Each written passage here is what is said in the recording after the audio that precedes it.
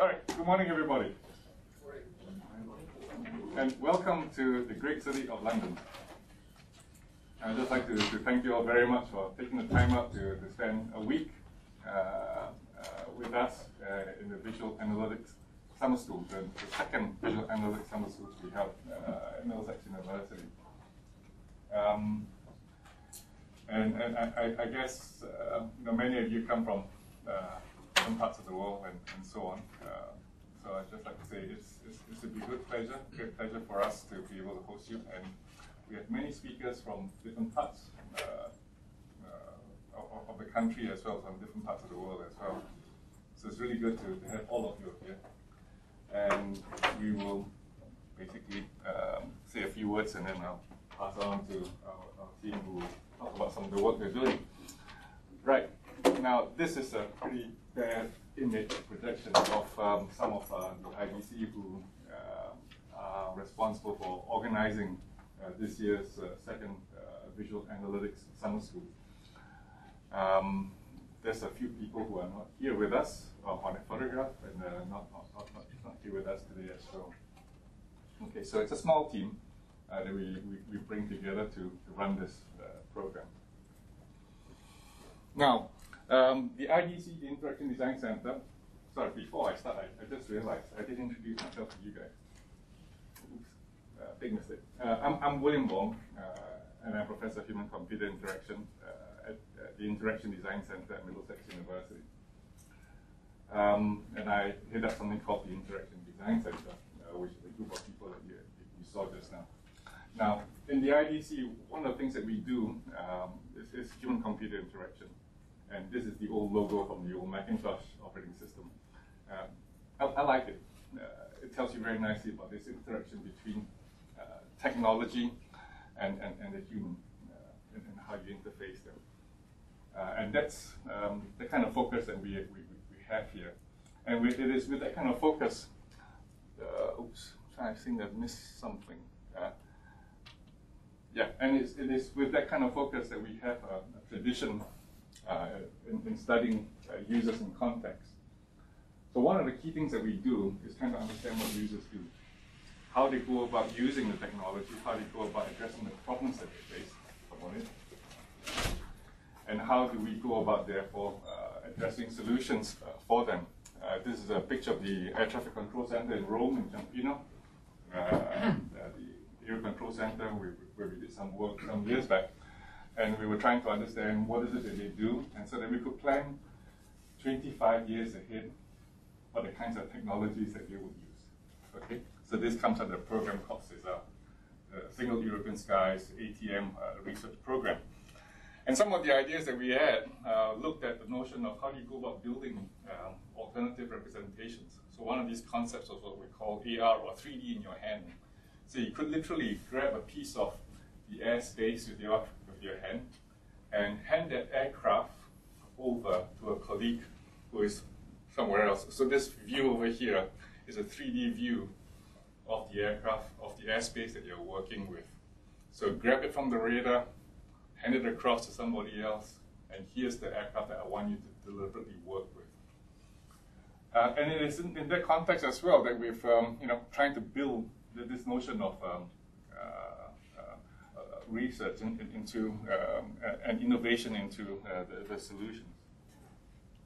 Now, since then, we have also moved into another area from air traffic and other command and control areas to studying users in context in intelligence analysis.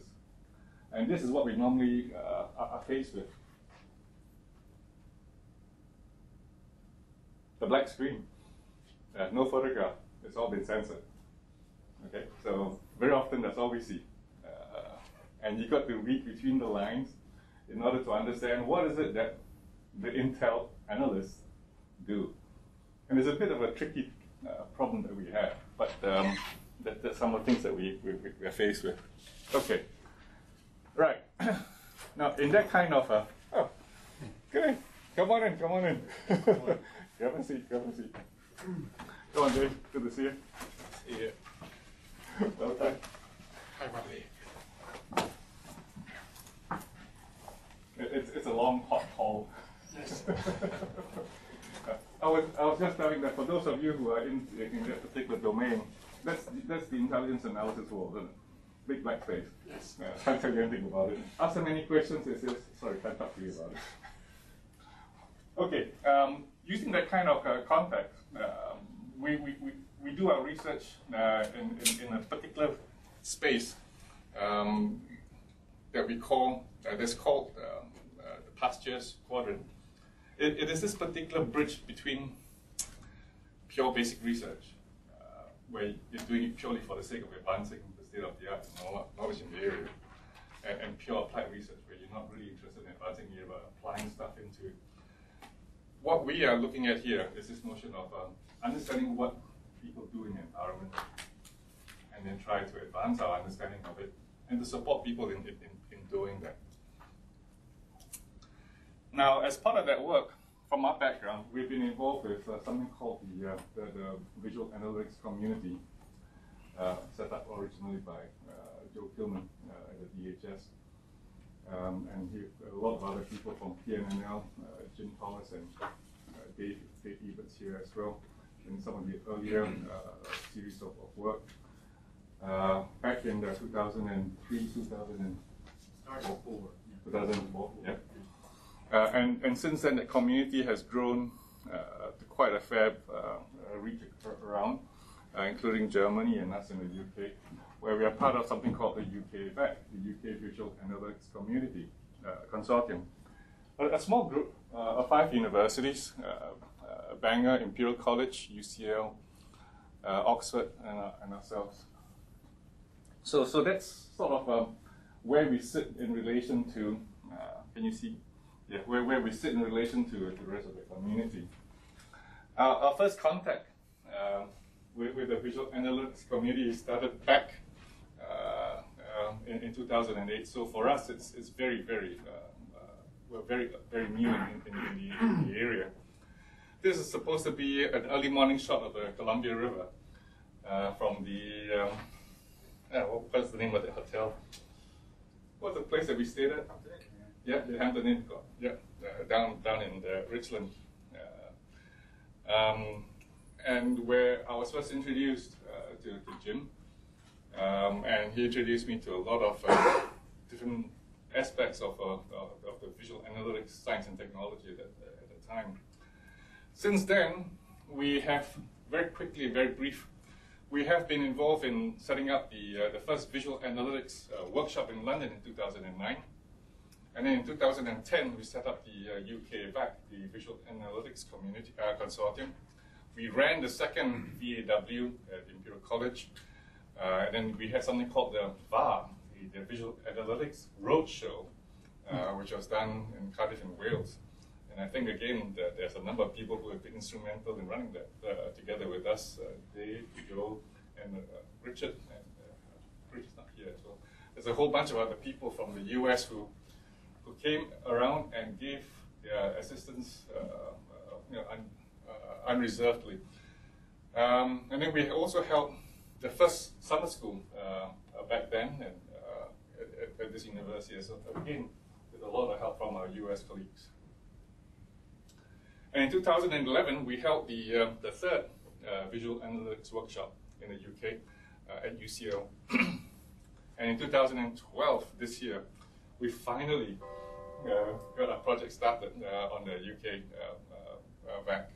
Okay, now one of the key things I should say before I pass on my time, because I don't think I've got any more time left, is that one of the underlying drivers of the work that we're trying to do here, key motivators is what Joe has been talking about, is US and Dario, by the way, Dario Leslie's concept with US and UK transatlantic cooperation.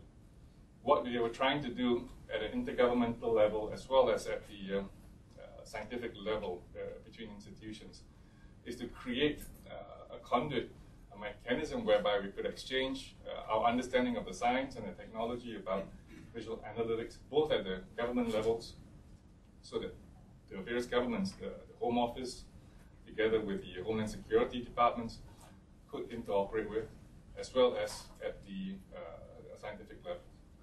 And that has been pretty much the driving force trying to get a lot of these visual analytics work ahead.